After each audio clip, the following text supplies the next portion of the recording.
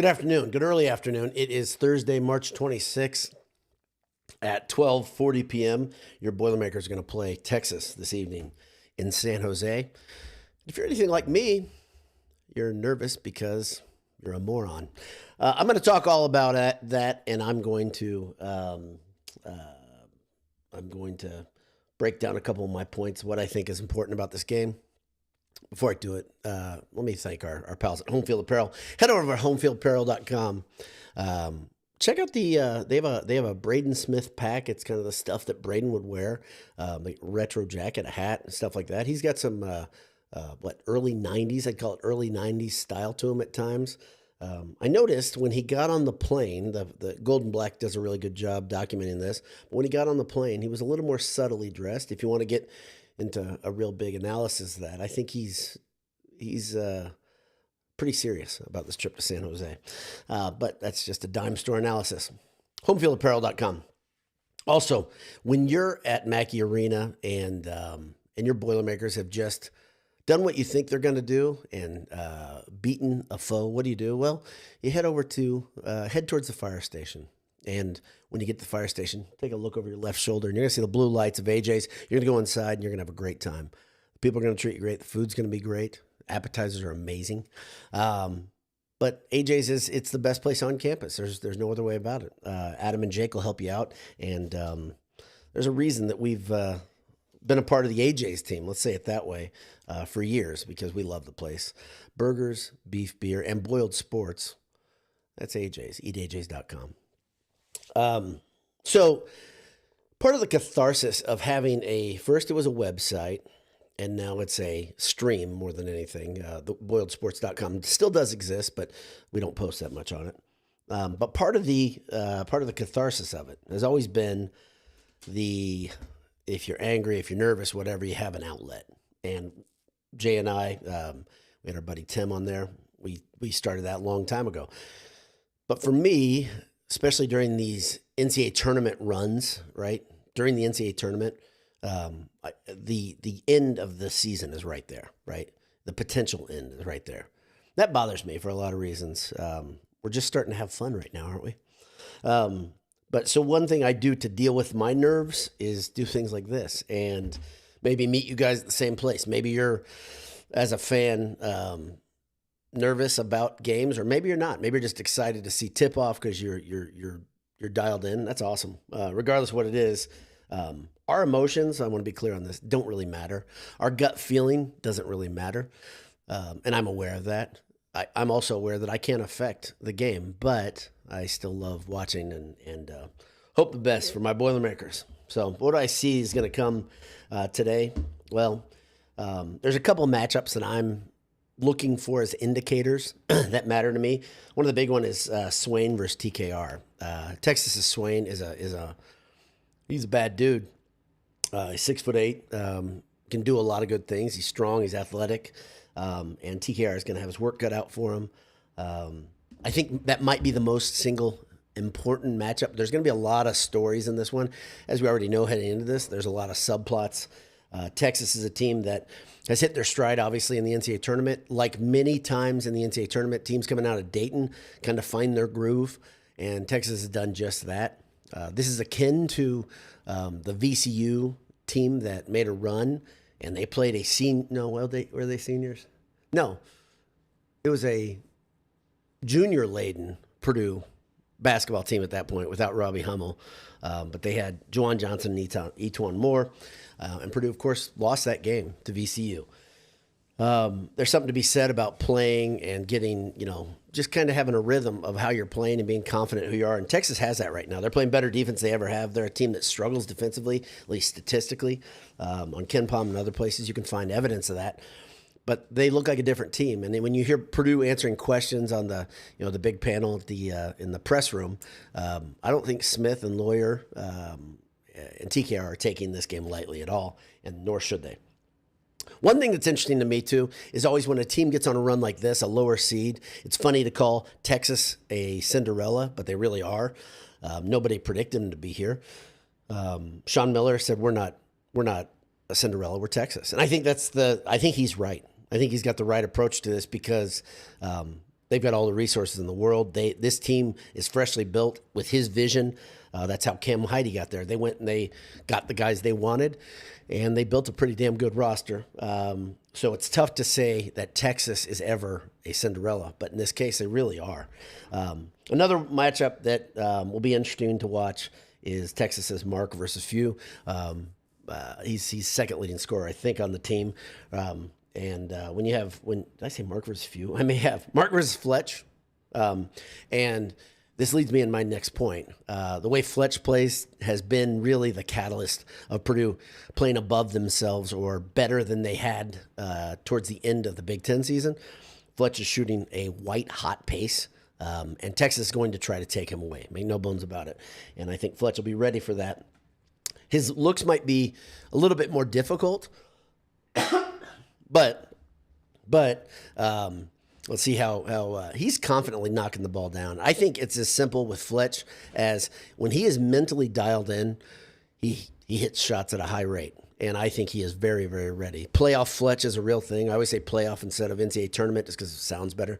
But postseason Fletch, whatever you want to say, it's real. Fletch has been pretty special this postseason, specifically from the Big Ten tournament into the NCAA tournament.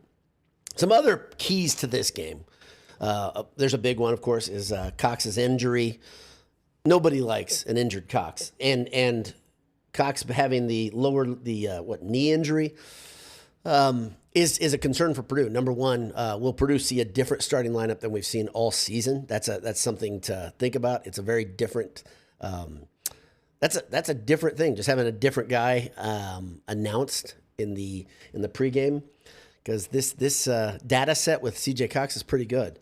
But when you listen and watch C.J. Cox's interview in the locker room, he was on a stationary bike and a bike with the handles too.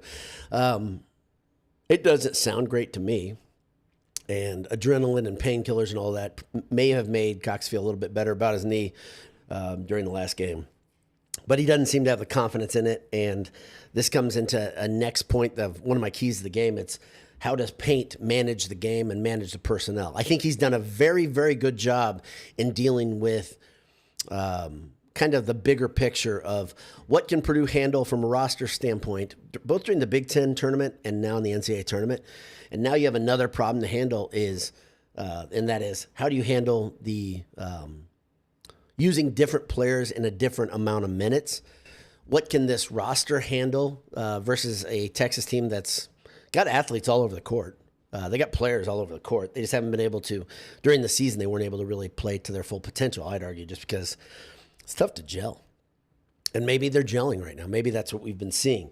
So I think that's one of the biggest, another big thing to look for is how does Paint manage this roster? How does he manage substitutions? Because Purdue had a pretty good, comfortable thing going where they had figured some things out with how they were handling the substitutions. And this leads me into a next key point. Will Purdue bigs have foul trouble? Texas has the ability to get teams in foul trouble. They go to the free throw line a lot. Will Clough stay out of foul trouble? And if he doesn't, how will Jacobson step up? I think that's a big deal. They're going to go at TKR and Clough specifically to try to get them in foul trouble early. So Purdue's discipline, playing cylinder defense is really going to matter today. Both of Texas's bigs are really, really good at attacking the bucket, and they get the free throw line a lot. I know who Texas's center is. I'm not going to try to pronounce his name just because I'm not going to pretend that I know it's a big name. And I know he hits a lot of free throws because of his ability to draw fouls. So the funny thing, if you watch CBS Sports, and I've been consuming a lot of people talking about this game, this Purdue and Texas game, but I think it's Avery Johnson on CBS. I think he called Purdue's big soft, which I find funny. Purdue's bigs are a lot of things. They're not soft. Oscar Clough specifically is not soft at all. That dude's bad. But to call TKR soft? This is a guy that played center last year, and he's really a 4. He's a strong dude, and he's better at the 4. There's no doubt, but he's also absolutely insane on the boards when he wants to be. So I hope the guys are in San Jose watching your pal Boiler Dowd talk about the pregame, and they understand that Avery Johnson and other members of the CBS panel called the big men soft, and that got my attention. Nothing else. Another key point. I know I've got a lot of key points. How can you have that many keys? Good question. Pastors always say you have 3. I think I've got 5. And this one is, I think it's a major one. Will Smith bounce back offensively? Meaning, will he shoot the ball well, and will he control the offense? Braden Smith has been so darn good, especially in the NCAA tournament, at managing pressure from other teams. So will we see the version of Braden Smith like we did versus Houston? Remember last year versus Houston, I think he had 13 or 14 assists versus Houston, one of the best defenses in America. So he'll see a much less trying defense than he did at Houston. There's no doubt about that. But he really struggled last game. Those 8 turnovers loomed large. Brian Newbert and I agree on one thing. The turnover that was called a turnover that never went out of bounds was silly. So I still call it's 8 official turnovers. Even on that play, he was cornered and he panicked a little bit. So the question is how good his focus is. That game is an unusual. It's an anomaly for Braden Smith to play that affected by the defense, and we'll see what happens. I don't know the reason he was affected by that much, but we'll see what happens. Like many have said, Texas is a better version of Miami because they are athletic and they are long, but the way they approach the game and the way they win games is very different than Miami. So one thing is Purdue's Achilles heel, three-point shooting. Texas really isn't that good of a three-point shooting team. Can they hit three-pointers? Sure. Could it be the day Purdue doesn't play good three-point defense? Absolutely. They could get hot. We've seen it before. So it's not just luck. It's technique that gets Purdue in that position. So that's about all I've got. I'm excited for the game. Like I said, I'm somewhat anxious, and I wish I wasn't. It really doesn't matter what a 50-year-old guy in his home office thinks about the Purdue basketball game, how it affects the game, but I can tell you, I'm feeling it. So how are you feeling today? I'm gonna talk to some of you. Ted Berkey's here. He says, good afternoon. Nate Dolance, boiler up to you. Ian McManus says, boiler up, horns down. Yeah, and I look forward to Fletch throwing the horns down towards the Purdue fans. I don't think he'd taunt the Texas people directly, but I look forward to that. And I hope it can happen as he walks off the court in San Jose and prepares for another Elite Eight. We'll see what happens. Yeah,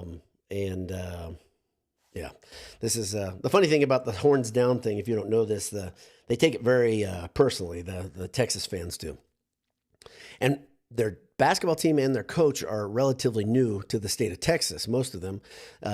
So are they also offended by that? I wouldn't see why they would be. Boilerham says, BTFU. Mark Siebert says, let's ride. Let's go. Greg McManus. Fairweather Greg McManus is here. He says, happy Horns Down Day to all who celebrate. Excellent tweet today. I know that. I don't think that's your photo because I think I've seen it before. But excellent tweet today, Greg. I have passed it around to Purdue faithful as well. Brad Eban says, I'm worried about the health of C.J. Cox, but they have a guy averaging 13 points who seems to be more likely to miss the game. Yeah, so another parallel with these two teams is probably that. That's probably the biggest one.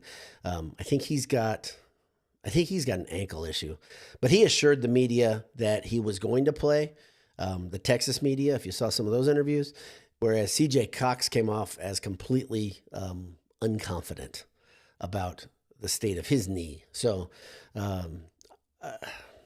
I don't want him going in there if he's not confident, honestly, about how he feels he can move. That really matters. Let's see. Get down here. John Roberts says, I need to know what the wife-daughter think of the handsome competition between Cam and Omer tonight. It's a good question. And I asked, so we've seen a lot of Cam interviews the last day or so, right, on your YouTube feed. And I said to my wife, I think Omer has him torched on that. I said, granted, I'm not, neither of them really aren't my type.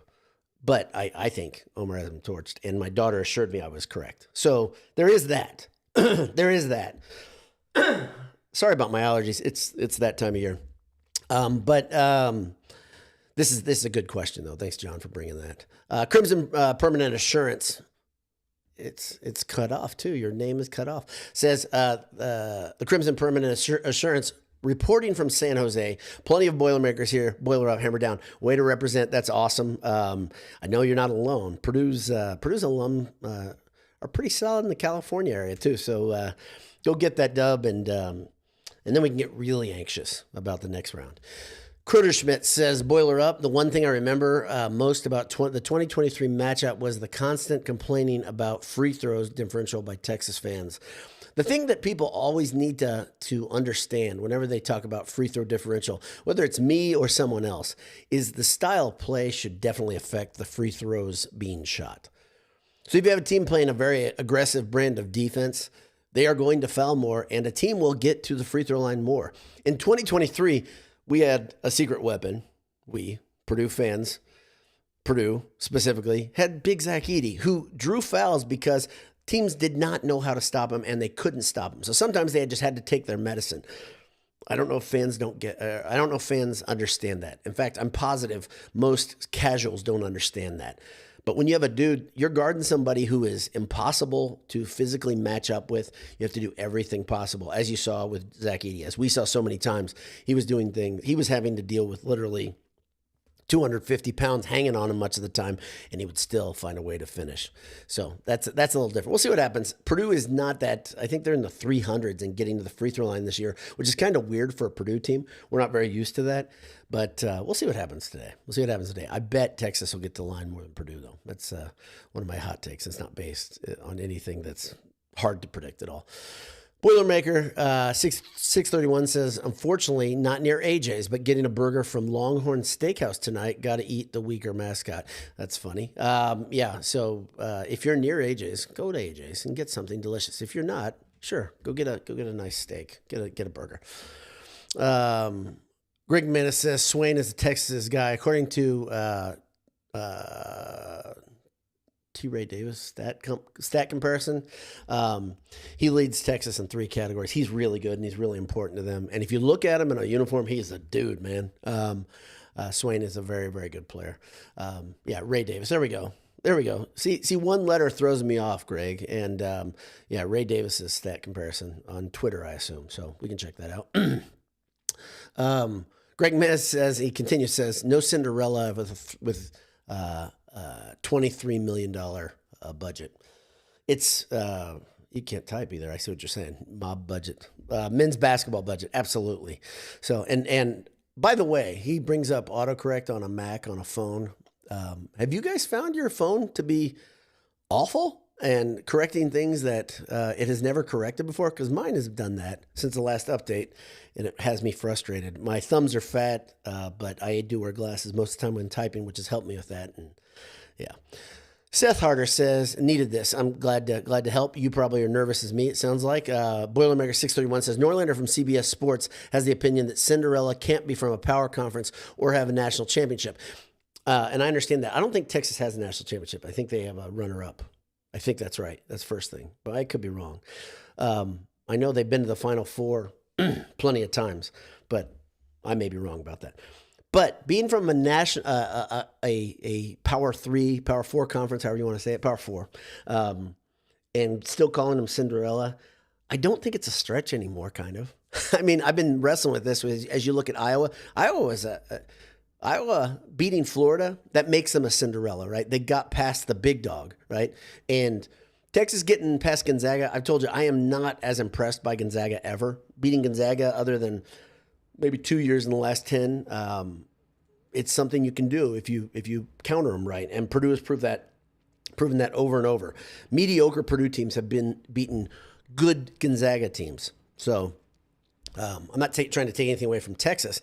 I'm just saying, in certain cases, I think we have to get used to a new existence where P4 teams are considered Cinderellas, because it's so hard for those teams coming out of the MAC or wherever, like Miami of Ohio, for instance, or High Point. I think they got to an extra round, but getting to the round of 16 or 8, really, really difficult now when you're getting your roster's getting depleted every offseason. So you have to almost get really, really lucky for one big run. Where it used to be those mid-majors, they could develop over years, and then there's this guy who oh man, he's always averaged 23, 24 points a game, and now he's a senior, so he's put it together physically. that really is going to be harder and harder to happen. So, yeah, it's something we can all wrestle with, and I don't know if we know the answer, but it's a good point. I like Norlander generally. I think he's great. It's one of the few that I consistently like. Ben Carnahan says, just landed after some bus training down in Atlanta. Boiler up, horns down. Yeah, Ben and I, we got to meet the last Final Four. Maybe we can do that again here in Indianapolis in a couple weeks. Or in a week. Gosh, time goes fast. But hopefully. But I would say, boy, Purdue. This week's 2-game tournament is very difficult. It's more difficult than last week's 2-game tournament. Texas is tough, and it looks like Arizona or Arkansas are both salty. So Greg Minna says, well dowed per Seth Davis. Awesome. Purdue is suspect, at least for their round 32 game anyway. Oh, yeah. Seth Davis, every year. When the chips are down, he liked the Zach Edey-led Boilers, but yeah, Seth will jump ship quick as anybody, no doubt about it. Gotta love him. Boilers 012 says, I always love these NBA pundits like Avery Johnson and Barkley who don't watch one college basketball game all season, then they're treated like bona fide experts in March. And yeah, this is an excellent point. CBS rolls them out every year. It's silly. And we all consume it because it's kind of times it's all you've got. But when they start talking about theory and looking ahead, they're doing it based on paper. They haven't seen a lot of basketball. I don't believe these guys watch a ton of college basketball either. When you hear them talk, it doesn't sound like they do. So I'm going to come back to that. Greg Manna says, Chuck actually has been pretty high on Purdue, and Clark Kellogg has them as a champ. Yeah, Clark, he hedged his bet. I think he moved Purdue out of his championship, but he already said it. He already did his damage. Because when you go with that gut feeling, that first bracket, that's the one I go with. My gut bracket had Purdue winning the national championship. My bracket, when I got overly analytical, had Arizona beating Purdue, knocking them out. And my doctor, I think I told you guys about, is a Purdue alum. And he said, you can't just bet with your heart, can you? He goes, not on a bracket. And so he kind of talked me out of it, which made me mad for me that I fell for it. So, but Clark's initial thought was Purdue was going to be the national champ, and he did that Sunday night after the selection. So that matters. Let's see. Olive D. Jazzer says, I believe he said interior was soft. Read into that what you want. Yep, he did say interior was soft. The losses we've had in the second point, losses we've had at home this year have been teams who are known as shooting teams and got hot from three. There are two, really, there's one blemish, right, on the season. And if you look at the quality of teams that beat Purdue at Mackey, you don't feel so bad because they were all really, really good teams. The IU game is the toughest one for me to swallow as I review and continue to review, sadly. The UCLA game frustrated me when it happened. It frustrated me late as I watched, less late when I watched them play down the stretch. Because I'm like, are there a team that makes teams uncomfortable? And they were at full power with Bilodeau and, what's the other guy? The point guard. When they played Purdue the first time and Purdue was getting torched by three-point shooting. Get that. So, yeah, right on. Hosehead says, Evil Knievel, Jay Williams trashing Purdue this morning. And he's another guy that I know he does talk about college basketball. He's another guy that he doesn't like Purdue. He generally doesn't like Purdue. And I want more of that stuff on the air, quite honestly. Jay is here. Jack-o'-lantern says, got here late. Have we already discussed spring football? Yeah, we got through that already, and it was no discussion. Jay's best. That's a good one. That's a good question. I started grinning right when I saw it because I didn't read ahead. I need a producer. I've said that before, but I need somebody to help me screen the questions because Jay is really good at knocking me off balance. The spring football conversation, Jay, is. I still love the way Barry Odom talks about the team, just like I did last year. But now it's sprinkled with a little wisdom, and I say, don't know if I can feel so good about these practice reports and these quick video blurbs because I felt okay about them last year. I thought there was a chance of Purdue winning, what did I say, 5 wins? I was a little off. So, yeah, Good question, Jay, as always. Jill says, Boilers will lasso the Longhorns, boiler up, hammer down. I'm not sure if that's my real good buddy, Jill, or if it's just another Jill. Either way, glad you're here. Steve Azzano says, howdy, Boiler down, horns down. My sister works in medical devices at college hospitals and is at Stanford today. Says she's seen at least 5 Purdue sweatshirts already on campus. It's 9:55 a.m. there. That's awesome. Like I said, Purdue's arms are long, and the Purdue fans come out of the woodwork on the West Coast. Sadly, you don't see those Boilers like you do here in Indiana always wearing their gear, but why would they? Like it's other than getting the hammer down, getting somebody from across the room. That's always fun. So glad Purdue fans are repping already, though. It's good to see, good to hear. Boyle America 631 says spring football comes after we talk about Brad Stevens to UNC. The UNC rumors are awesome. I got duped yesterday. I cannot stand the fake accounts, especially if they use somebody else's likeness on Twitter. It pisses me off. I don't have time to go through. I don't have an editor on Twitter. And so a friend of mine told me that there was rumor going around that Bill Self had resigned. And then I go on, I do a search, and I see 3 different posts, but only one of them is from a person that I actually recognize, and I repost it. And I say, this is going to change college basketball having these 2 openings. And all these people get on me like I should have. I don't know. Whatever. It doesn't matter. I don't like imposters. I like the real article. And guess what? There are a lot of stupid people on Twitter. And I guess I'm more dumb for following them, but whatever. But Brad Stevens to UNC, that's a shoo-in. That's a lock. Absolutely. I like to prognosticate about the people that I think would be good fits in places that would be unusual, like somebody coming out of retirement. And I don't think Jay Wright is interested in doing that, but Jay Wright at UNC would be really, really good. And if they could sell it to him, I don't even want to say it publicly, what I've said behind the curtain to the Boiled Sports guys, a couple people that I've thought would be good at UNC, but regardless, the carousel is awesome to watch. So it'll be spinning here soon. Josehead says he was more nervous about Miami than this game. I'm glad. I wish I shared your sentiment. Jarvizda says, as an aside, LSU is a dumpster fire. Yeah, them rehiring Will Wade is awesome. It's perfectly LSU, isn't it? I love it. And by the way, if you are on Twitter, and if you're not, good for you. But if you are on Twitter, check out. I posted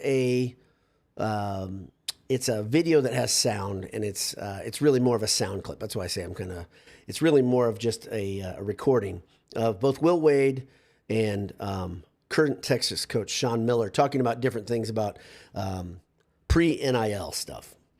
And I suggest everyone listen to it. Just everyone listen to it. You can come away with your own judgments of what you think of those 2, but I can tell you what I think of them. And what I thought about them before was pretty bad, but when I think of that, it cements my feelings. I suggest everyone listen to it if you haven't. Boiler Up, Hammer Down says, hey, in the office, chiming in between conference calls, avoiding the annoying amount of Texas fans in PA. Texas fans and why? Who knows? Hail Purdue. Hammer Down. Beater Jung says, hello from Tampa Bay. Still have my tickets for Indy. Here's hoping. I'm excited for the game tonight. Hammer Down. Yeah, and hold on to those tickets. Why not? Why not? There's no need to do that yet. 3302 Jackson says, Cam Heidi, get ready to be Jack Bennard. I'm excited. I'm excited to see Purdue play against Cam Heidi. So, and if you saw my tweet, you know my sentiment about this. I wish the person Cam Heidi no ill will at all. Honestly. But I kind of stand there. If you watch Fletch talk about this, remember that was his roommate. Fletch is very politically savvy when he speaks about it, but you can tell Fletch has feelings about this. And I have feelings about this transfer. And if you think it's so here that I get this weird thing on Twitter. On one hand, people all talk about the words that are said. So him saying Boilermaker for life, and I cannot forget him saying this team is a family in the locker room after they lost to Houston. I cannot forget that. And those words juxtaposed to him taking a deal from Texas just days later, stick in my craw a bit. And I know he seems like a good guy. Like, that's the thing. And I've met him one time. I don't know enough about him. He seems like a good guy. I'm not talking about anything personally, like him interacting with people. But I do have a problem with him understanding the English language. Because I think there are when you say your family and then you turn your back or you choose another family right away, that's interesting to me. Interesting. And then when you say you're a member of an entity for life and you chose to leave that entity, that means something, right? That's my rub on the whole thing. Every decision has positives and negatives to it, right? You go after and you take the job with a big raise, you're going to lose that team that you've worked with for a while, right? Similarly to the way Cam decided he had teammates for 3 years. He said, okay, I'm not going to be featured enough, and I want to go get that bag. And he did it. His agent and his family made a decision.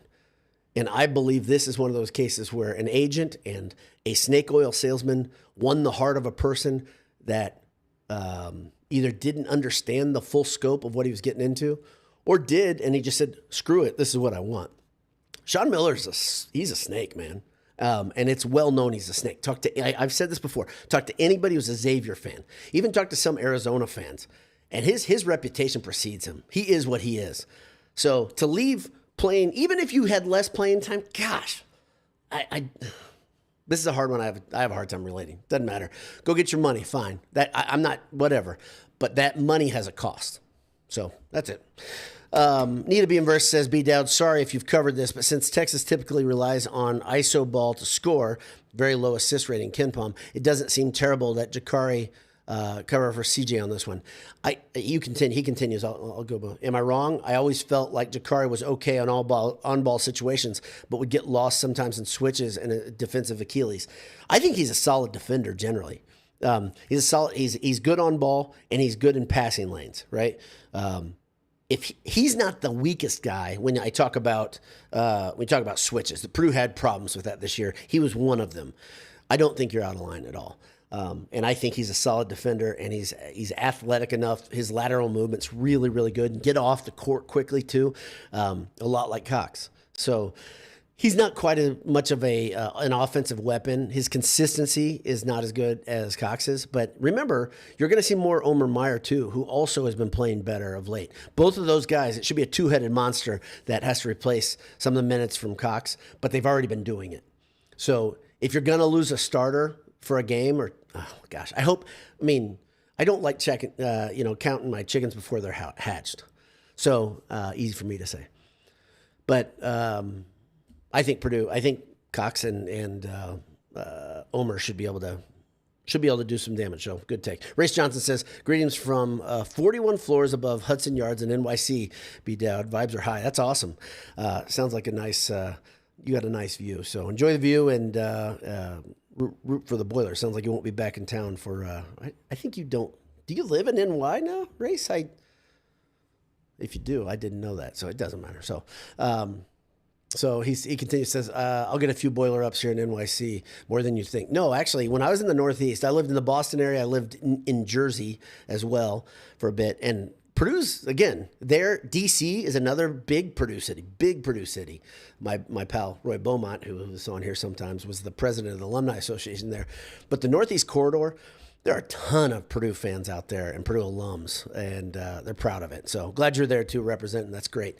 Jose said Gonzaga would have lost to NC State too. Yeah, that's the parallels with the NC State team that Purdue beat in the semifinal in Phoenix. They're there, right?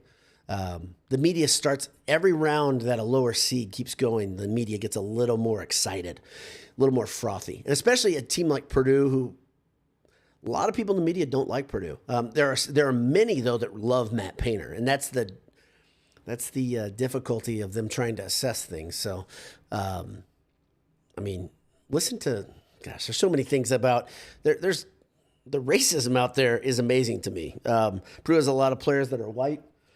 I'm not telling you guys anything new, and people can flat out just say things that are racist about white basketball players now, and it doesn't matter. So, okay, it's a way of hating. If you want to say, I was called a hater on Twitter yesterday, twice. And number one, I don't hate Cam Heidi. I'll just reiterate that. I do not hate the kid. But when you start talking about just painting with a broad brush about an entire race, that's pretty bad hate. And this is one of the ways Purdue is hated. And the fact that they're successful, they're hated. The fact that they're ranked high, they're hated. The fact that they lose people money in bets, they're hated. Whatever. Sorry, a lot there. Denver Graham says, I'm predicting that Jakari does a Melvin Buckley and scores 20. Boilers by 14. I love it. I love the optimism, too. Purdue winning by 14. I predict Purdue by 12 to a friend, so you and I are on a similar page. Greg McManus says, I thought Phil Jackson was going to UNC. Yes, he's on the list. He's probably too young. You need older experience at UNC, so Phil might be out there. Mike Herman says Purdue 82, Texas 68. Similar sentiment there. Greg Manna says if you're 20 years old, your future will likely be a G League or Europe, and Texas offers you a bag. It's pretty attractive. Absolutely attractive. Absolutely is. The question is, I get revved up about this one specifically because of the logic behind it. He got 20 minutes, like 19.6 minutes a game last year, right? Travion Williams had like 0.1 more minutes a game. And Travion Williams never complained or never bitched about splitting time with Zach Edey. Number one, he knew Zach was pretty special. Number two, he knew his role, right? But to say you're not getting enough time, you're not being featured enough, man, there have been a lot of Purdue players who have, Caleb First, Anish brought this up early. Caleb First is another guy who took his medicine, right? And he stayed. He didn't have to stay, but he stayed. And Cam Heidi seems like a really good guy. His dad's a Purdue alum. You lose two. They lost two legacies the same week last year. And that stuff bothers me.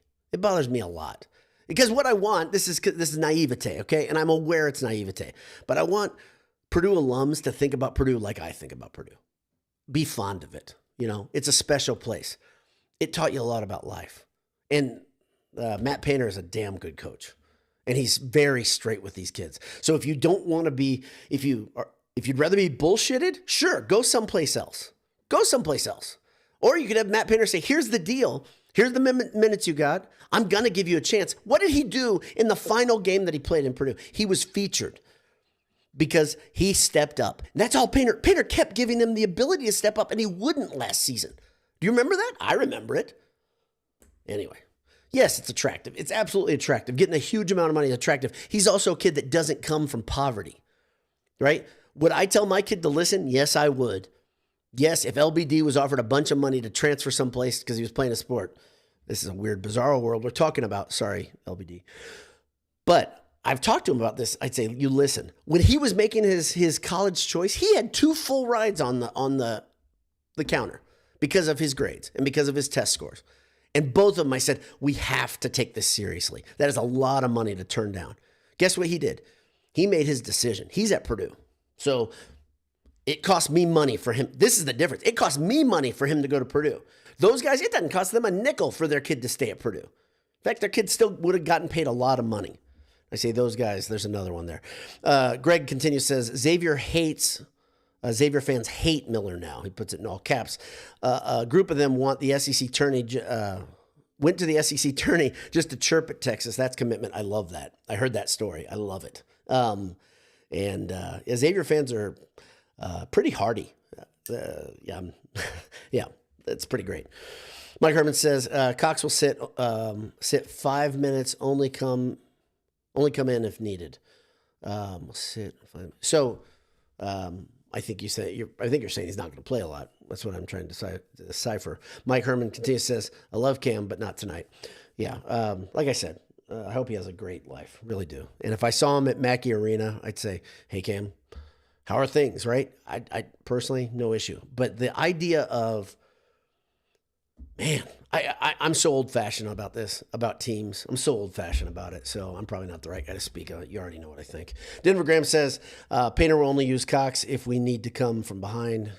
I'll see myself out. Well played. And that's the last comment. Thank you, Denver, because I did not. Gracious. Nice work. And that's it. I get in under 40 minutes. I really tried to shoot for 35, but the nerves have gotten me. Blake Vidmer's here. Let's go. Hammer down, guys and girls. God bless you. We'll talk to you soon. Purdue plays this evening versus Texas. We'll see you.